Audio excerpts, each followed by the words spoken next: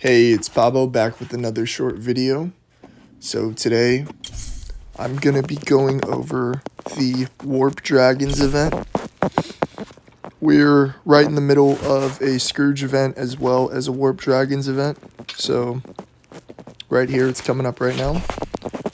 So how you kind of want to play this is the day before a Warp Dragons event, if you can afford using a Vanquish skill reset, and that's right up here. A Vanquish skill reset. It's really nice to be able to get a full stamina bar, and by a full stamina bar, I mean a full stamina bar with your stamina keep as well as your max stamina set, your battery set, as well as a max stamina tree.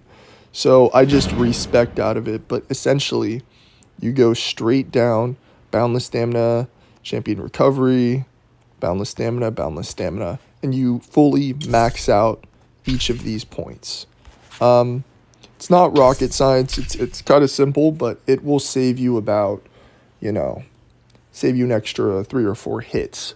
If you're okay with sacrificing those hits on normal foes or event foes for the next, 10 hours or so.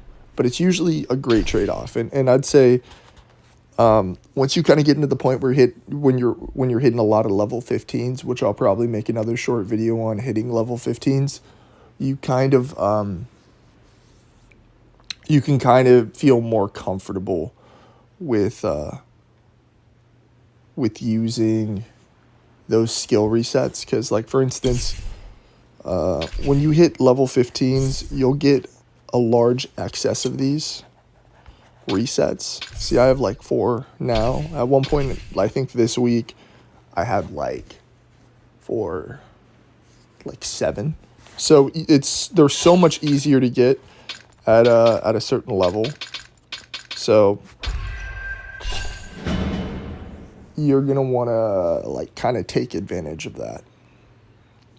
So right now we're gonna go over 2 options that you kind of have for Warp Dragons. You can go for a full gloat. This is gloat side. It's gonna be on this side of the tree. Or you can go for Inhumane Vigor, which will be stam cost reduction. So this kind of comes down to your preference and your goals. Gloat will give you more reuse troops or more, warp stone. Whereas on this side, the stam reduction will give you way more, a larger amount of hits that you can make. So I'm kind of stuck between what I want to do with this personally. I think I might go for both. I don't know if I can fully go down both trees, but I think I'm going to try. So if you are planning on spending a lot of stamina or a lot of points on a tree, it's better to pick up the bottom part, because the amount that you get, like the ratio, is very strong if you're planning on full committing to it. Whereas like that's 15%. This is only going to give you a bonus 7%.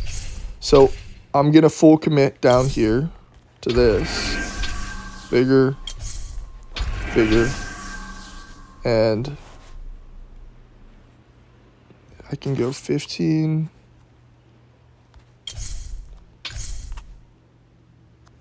And I think I'm going to half commit down here and then skip this one, because I'll get diminishing returns if I go for just this reduction, and it won't even give me full. Yeah, I think I'm going to go down this tree just to get some exposure. And the reason why you're going for like gloat and vigor is because it only takes 1 hit to kill these monsters. So you're not really going to be relying on anything else outside of just 1 hitting them. So I'm maybe be able to shoot a short video later as I am maybe halfway or toward like the end of the event, end of today, just to give you examples of some of the hits and how it's going. All right, talk to you later. Bye. All right, so on to the second part of Warp Dragons. Here I am right now, continuing to chip away at as many Warp Dragons as I can before this event ends. But essentially, with that full bar of, what was it, 11,000 stamina just from the reset, I was able to kind of pull into the top 10 without even popping any stam pots, which is quite ideal. So as you can see with this tree of stam reduction that we went over earlier with the vigor, 3 and 2, I was able to reduce the hit of the level 4s down to 600 and reduce the 8s down to 1,100. So I was able to kill about 10 8s just from that alone. And for me, 10 8s is 25,000 points. So that's enough to pretty much cruise into gold and go a little over with whatever stam I gemmed in between throughout the day. And that's kind of how you do it for this event. The hardest part is the fact that they're really, really hard to find. Like, this one's 92 miles away. I'd consider that pretty close for Warp Dragons, just because they get really competitive and they spawn so far away. Sometimes you're marching like, 2 minutes, 5 minutes, but hitting the 8s is so much better than hitting the level 4s, just because you can get way more from it.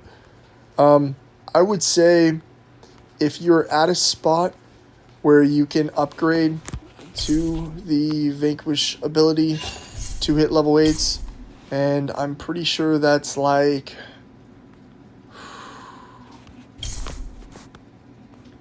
can't see it from this account because I've already upgraded it, but I'm pretty sure it's past Keep 22. It might be Keep 23 or Keep 24, but you'll see it when you're looking at this for hitting level 7s and then level 8s.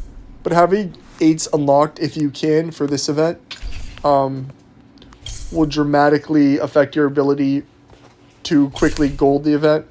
But even if you can't, you can still pretty much gold the event with this strategy. It'll just take way longer. So let's say I had 11k stamina. 11k is with the full battery suit and a couple of points in your Blood Bastion. So let's say I went for a 4 instead, right? So a 4 is 600. So I'm gonna come over here. I should really organize that. 11,000 divided by 600. That's about 18 hits, right? Each hit is, on a level 4, is 335.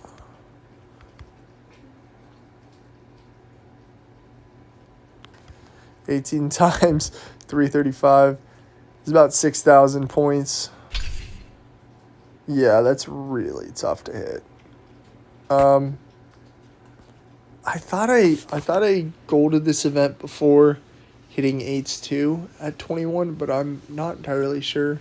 That might have been like 23 or 24 when I did it, and I think I blew a fair amount of pots.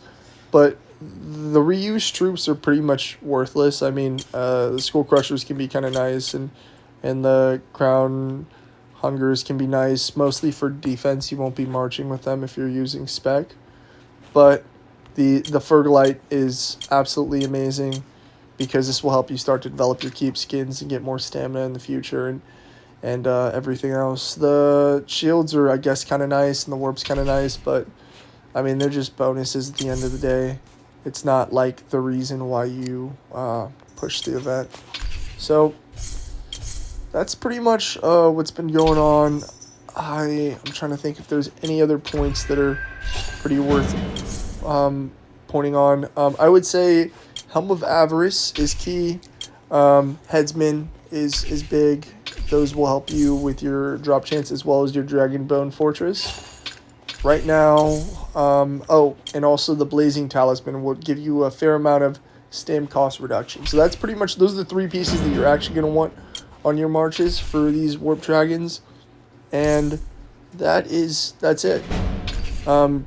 Leave some comments if you have any added points or questions, and I'll try to get to them. Feel free to DM me too on Discord's probably the best place.